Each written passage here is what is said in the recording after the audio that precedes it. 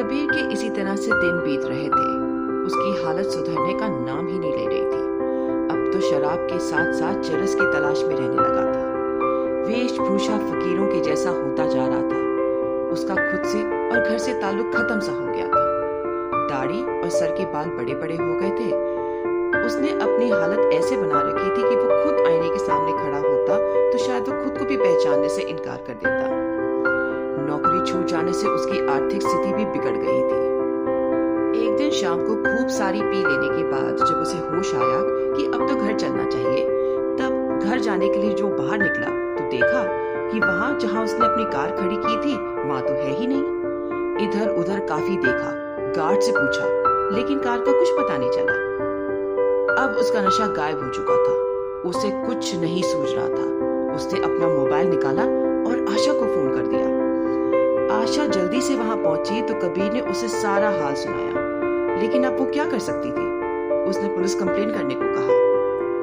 अब कबीर बहुत दुखी था। धीरे धीरे चीजें उससे दूर होती जा रही थी। वो सोच रहा था आखिर ये सब चल क्या रहा है। पहले उसकी पत्नी से विवाद हो गया और वो घर से चली गई। उसके बाद उसकी अच्छी खासी नौकरी से उसे हाथ धोना पड़ा और अब ये भी हो गया। दोनों पुलिस स्टेशन पहुंचे और कार चोरी की शिकायत दर्ज कराई। ये सब करते करते काफी समय बीत गया। ऊपर से कबीर तो नशे की हालत में था ही, इसीलिए उसने आशा के साथ चलने का आग्रह किया था। पहले तो आशा ने मना कर दिया, लेकिन कबीर की हालत और उसकी जिद की वजह से वो तैयार हो गई। घर पहुंचते पहुंचते रात के 11 बज चुके थे। आशा ने कबीर को किरण से बात करने और उसे पूरी घटना के बारे में बताने को कहा, लेकिन कबीर ने किरण से बात करने से साफ इनकार कर दिया। फिर आशा ने कबीर को समझाते हुए कहा, कबीर ये ठीक नहीं है, तुम्हें उससे बात करनी चाहिए और उसे घर ले आना चाहिए, नहीं तो बात बिगड़ती ही चली जाएगी।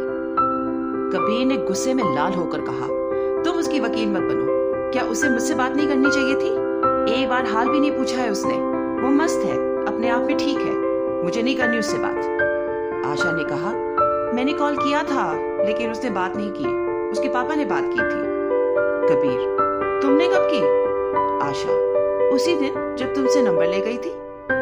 अच्छा, कहता हुआ कबीर सोफे से उठा, लेकिन नशे में होने की वजह से वो गिरने लगा और उसे आशा ने संभालते हुए कहा, क्या जरूरत है इतनी पीने की, खुद को भी नहीं संभाल पा रहे हो तुम। अब कबीर आशा की बाहों में था। आशा ने उसे किसी तरह से संभालते हुए बेड पर बिठाया। कबीर, तुम रो क्यों रहे हो?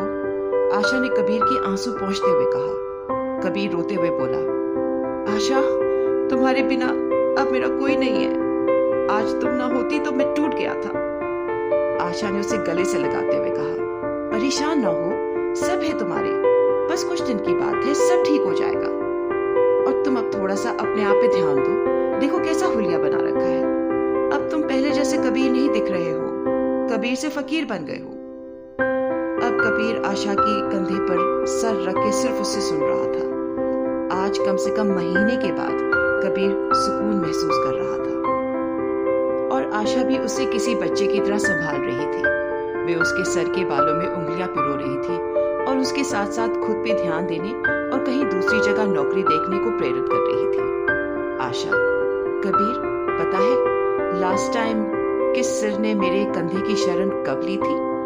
कबीर ने कहा, नहीं, और फिर उससे पूछा, कब? आशा ने कुछ सोचते हुए बताया, जब राजीव था और वो भी तुम्हारी तरह पी के आया था और मुझे इसी तरह संभालना पड़ा था। ये सब बताते बताते आशा भावुक हो जाती है। कबीर अपना सर उठाता है और आशा के माथे पे किस करते हुए उसे अपनी ओर देखने के लिए कहता है।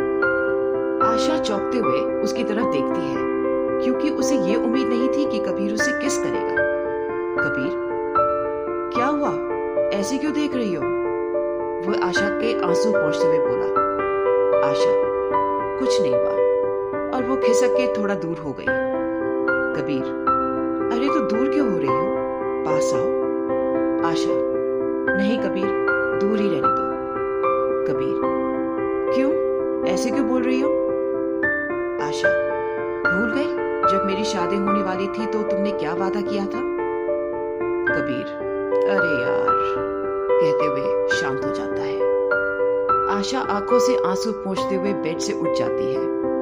चलो अब तुम सो जाओ, मुझे भी सोना है। कबीर भी ठीक है कहते हुए सो जाता है। उधर कई दिनों से कबीर से बात नहीं होने की वजह से किरण बहुत ही परेशान हो रही थी। वो भी तरह तरह की बातें सोचने लगी थी और उसने फैसला किया कि कल वो एक बार घर जाके देखती है कि बात क्या है। सोचने लगी कहीं कबीर की उस चुड़ैल से नजदीकियां तो नहीं बढ़ गई, इसलिए बात भी नहीं करता है, उसी ने मना किया होगा बात करने से। ऐसा सोचते सोचते उसे सारी रात नींद नहीं आई। इस वजह से वो सुबह जल्दी उठ के घर जाने के लिए तैयार हो गई। किरण की माँ उसे चाय के लिए बुलाने को उसके कमरे में गई तो देखा किरण तो कहीं जाने के लिए तैयार हो रही है। उन्होंने पूछा, इतनी जल्दी तैयार, कहाँ जा रही हो बेटा?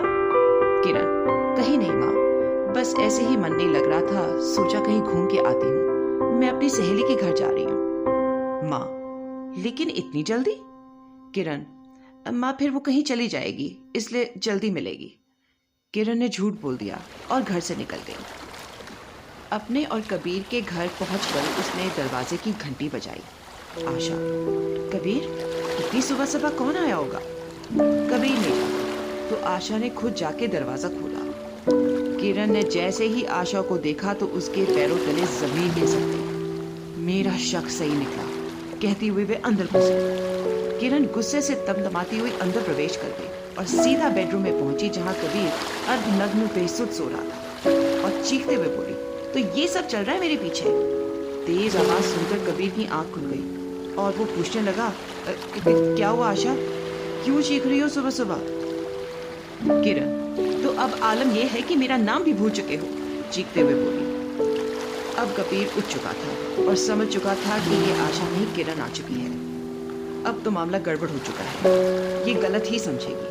उसने मामला संभालने की कोशिश करनी चाहिए और शांत और नरम स्वर में बोला, कबीर, किरण तुम कैसी हो, कब पहुंची? किरण, मेरा शक सही निकला, तुम बदल गई कबीर। रोते हुए पास बड़े सोफा पर बैठ जाती है। कबीर, ऐसा कुछ नहीं है किरण, हम सिर्फ दोस्त हैं। किरण, तो ये जो मेरी आंखें देख रही है वो क्या है? एक पत्नी के होते हुए किसी और लड़की के साथ रात गुजार रहे हो? कबीर, देखो किरण, तुम ज्यादा बोल रही हो, सच्चाई जाने बगैर ऐसा कैसे बोल सकती हो? किरण, सब सच्चाई जानती हूँ, ये मुझे तुमसे दूर कर रही है। कबीर भी किरण के पास सोफे पर बैठ जाता है और उसे पकड़ते हुए बोला, हमारे बीच तीसरा कोई नहीं आ सकता है। किरण अपना हाथ छुड़ाते हुए, छोड़ो मुझे, और अब मुझे तुमसे कोई सफाई नहीं सुननी। किरण और कबीर की बातें चल ही रही थी कि आशा प्लेट में चाय लेकर आई और एक प्याली किरण की ओर बढ़ाते हुए बोली, चाय ले लो। किरण पहले से ही गुस्से में लाल थी, उसे अपना गुस्सा काबू ना हो पाया और चाय को इस कलमुही की हाथ की चाय कहते हुए चाय की प्याली में हाथ दे मारा। गरम चाय बिखरते हुए कुछ कबीर के ऊपर और कुछ आशा के चेहरे पे जा गिरी। ऐसा होने से कबीर का गुस्सा 7वें आसमान पे था और उसने किरण को एक जोरदार तमाचा रिसीव कर दिया। इसकी किरण को बिल्कुल भी उम्मीद नहीं थी। अब एकदम कमरे में सन्नाटा सा छा गया, सब शांत थे। कुछ समय बाद किरण रोते हुए घर से भागते हुए चली गई।